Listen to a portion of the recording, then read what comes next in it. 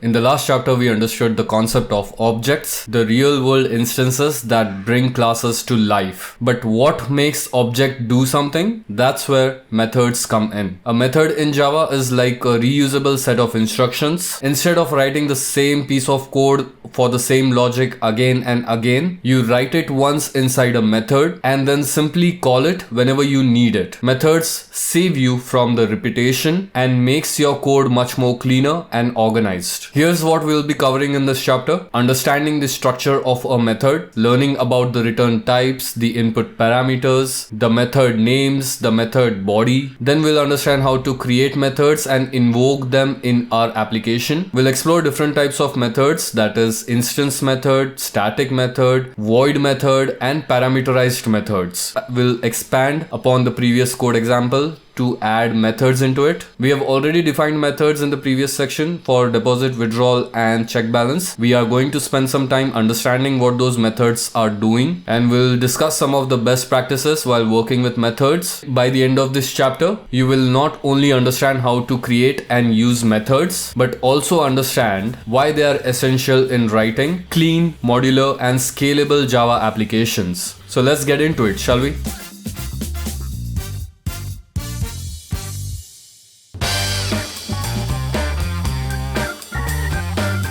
In Java, a method is simply a set of instructions that tell the object or the program what to do. Each method represents a specific action.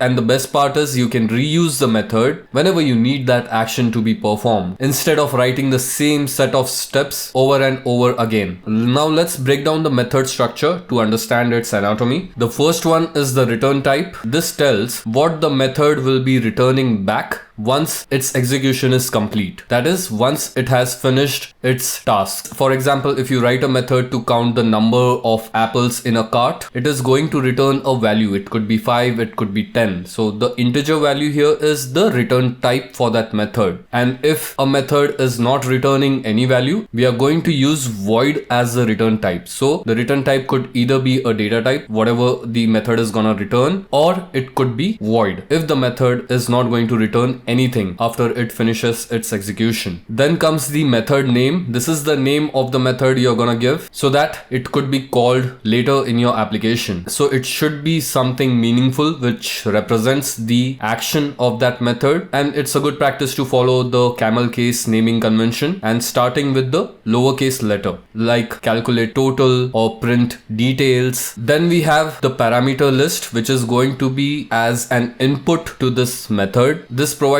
extra information when the method executes. For example, we could define a method called move forward, but how many steps is it supposed to move forward? So we can pass an input parameter as the number of steps, like let's say 10 steps. So in this case, the method is going to move forward 10 steps. Some methods don't actually have input parameters, and that is a valid scenario too, depending on your problem statement. Then comes the method body. This is the block of code for that particular method which is going to be executed. Consider this as the list of steps which is going to be performed for that method. This is where the actual work happens. Then comes the method signature. This is basically the unique combination of the method name and the parameter list, even the order in which they are placed. This helps Java figure out which method to call in a scenario where you have multiple methods with the same name but different parameter list. This is the concept of method overloading, which we will explore in the next chapter. And finally, we have calling methods. To make a method run, you need to call it from the other part of your program. This is like the actual execution of that method. Let's have a look at a simple method here. So here in this case, int add numbers. So here the return type is int. So that is, this method is going to return a value of integer data type, and the name of the method is add numbers. It is clear in its purpose that it is going to add numbers, and input parameters, we are passing two integer values here, number 1, number 2, and the int, we are creating a new variable here, int sum, and it is simply going to add number 1 plus number 2, and it is going to return that sum value wherever that method is going to get called. To use this method, that is to call this method, since this is returning an integer value, we need to store that value into a new variable. So that is why we are creating int result here, and we are calling that method add numbers, and we are passing two values into it, 5 and 10. So this is going to print out 15, and after that we are simply printing out the result. When you call this method 5 and 10, the control comes to this method logic here. It is going to read number 1 as 5 and number 2 as 10 as input parameters. It is going to perform sum of those numbers. 5 plus 10 is equal to 15. So it is going to store that value into the sum variable here, and this method is going to return that value. Once that method returns the value, it is going to get stored into the result variable here, and that is how we are going to call the methods. Let's again quickly reiterate why do we need methods. The first factor is the code reusability. This is where we write the method logic once and reuse it anywhere. No need to copy the same logic over and over again. Then we have the factor of modularity. Methods help us break down bigger problem statements into smaller chunks, into smaller manageable pieces. And then comes the factor of maintainability. If you need to change the logic of a method, you just do it at one place and you don't have to make changes all over the code, and that makes maintaining the code easier. Not all methods are of same type. In Java, methods are categorized based on how they are used and what they do. Let's have a look at the first type of method, the instance method. An instance method belongs to the object of the class. They can directly access the object's instance variables, and to use them, you first need to create an object for that class. In the bank account code example, we have already created 3 methods, and all those 3 methods are instance method. We can call the check balance method only when we create an object for this bank account class, and here using this object created, we are calling the check balance method. Then comes the static methods. These belong to the class itself and not the object, and since they belong to the class, you can call them directly without having the need to create an object for it. For example, in the bank account class, we can create a static variable belonging to the class itself. Like let's say the bank name or the branch. I've just given ABC as the bank name. And we can also create a static method to work on this static variable. That is to print out or to return the bank name. In this case, we have created a static method. It is going to return a string, and this is simply going to return the bank name, which we have already defined and initialized here. So when we call this in the functional main method, you can simply use the system.out.println statement to call that method. We are simply calling the getBankName static method using the class name directly. Then comes the void methods. These are the methods which are not going to return any value. They just perform an action and finish the execution. For the bank account class, we have double balance. The check balance here, like we discussed, this is a void method because it is not returning anything. That is the reason we have specified void here. It is not going to return any value. It is simply going to perform an action. In this case, printing out the account balance. Then we have parameterized methods, which we already touched upon in the code example. That is the deposit method and the withdraw method. These methods accept user input as input parameters to perform operations on those parameters. So in this case, we have deposit method. This is also a void method, but it has parameters. Hence, it is a parameterized method. Similar goes with the withdraw method. Has input parameter. It is going to do some logic on that input parameter, and it could maybe return or just not return any value. In this case, it's not returning any value. Hence, it's marked as void. And in the main class, we can call these methods using the object. These 2 parameterized methods in this case belong to the object itself. So we need an object to be created. So that is the reason we have created a bank account object here, and account.deposit and account.withdraw.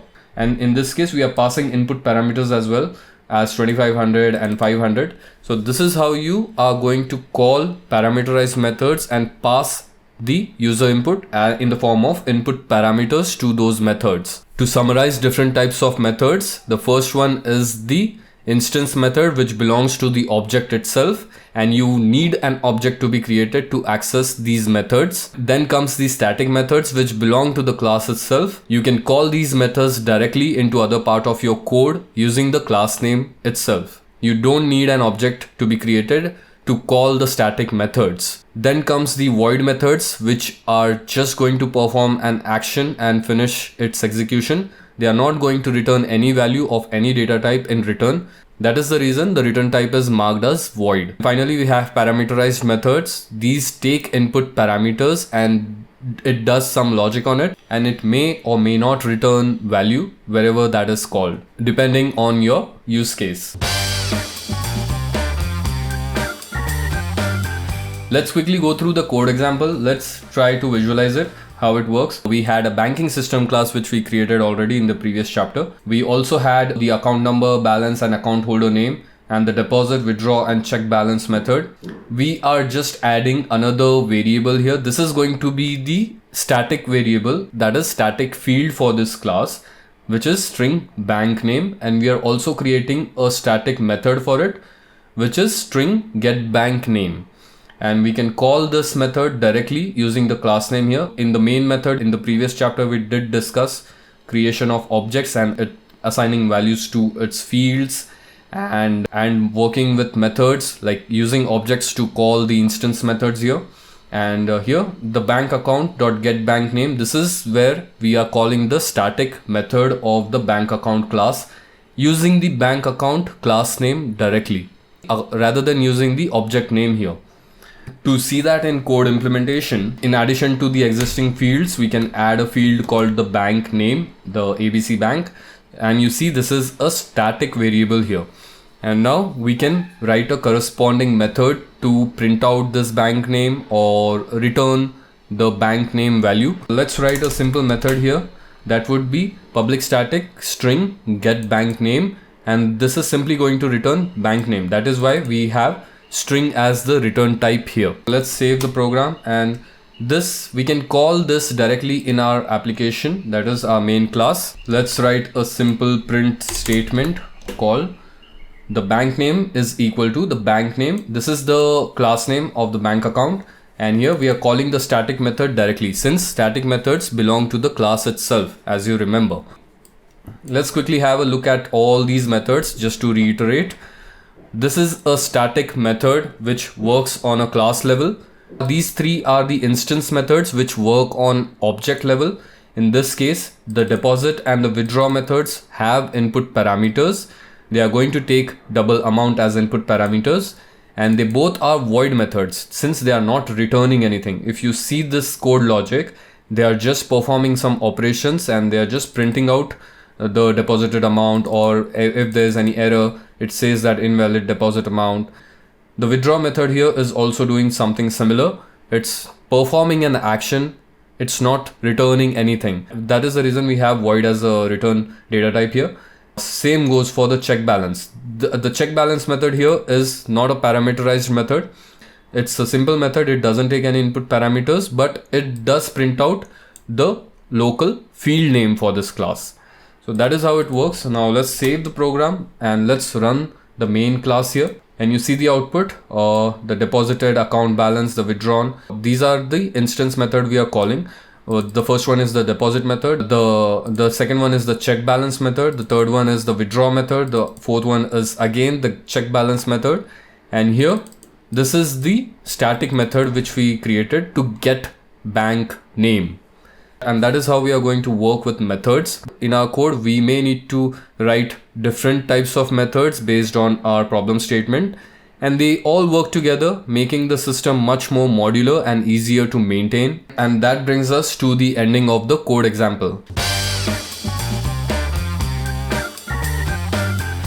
Use descriptive and meaningful names for your method and follow the camel case naming convention. Start your method names with a lowercase alphabet. Pick the names which clearly explain the purpose of that method, like calculate interest, send email notification, withdraw funds. This improves the overall readability of your code. Follow the single responsibility principle, that is, design your methods in a way that they perform one task and they perform it well. If you find your methods to be doing too much, consider breaking them down into smaller methods. Focused methods are easier to debug and maintain. Be mindful of the limit you can place on the input parameters. The input parameters should not be more than 3 or 4. If more input parameters are needed, group them into an object and pass that object as the input parameter. Apply appropriate access modifiers to your fields and methods. Use the most restrictive access as much as it's possible. You can start with private, then protected, and in the last, public. This enforces encapsulation and prevents unintended use of the internal methods. Return the control from your method as soon as you can. That is, exit the method logic as soon as you can. So try to implement a design where your method is returning the control back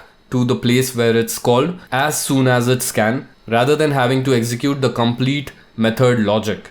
Document your methods well with comments so that it's easier for you and other developers to understand what that method is doing and maybe how is it doing it. Use meaningful return types for methods. That is, if a method checks something, you can return a Boolean value. If a method is performing some sort of calculation, you can return a number value. Use void as a return type only when you're sure that your method is not going to return anything. And that's about this chapter. We understood the concept of methods in Java, which is the reusable building block that brings our projects to life. We covered the structure of a method, including the return type, the input parameter, the method name, the method body. We understood how to define and call methods using the real world example. We understood different types of methods, that is the instance method, the static method, the void method, and the parameterized method. We went through a code example for our banking system project where we defined multiple methods and understood how they work. And finally, we discussed some of the best practices which are going to help you while working with methods. By now, you should hopefully be able to understand not only how to create methods, but also why they are essential for modularity, readability, and reusability in Java programming. Coming up in next chapter, we'll discuss the concept of method overloading. This is how we can define multiple methods with the same name but different input parameters. And that's about this chapter. Till I see you again in the next one. Cheers.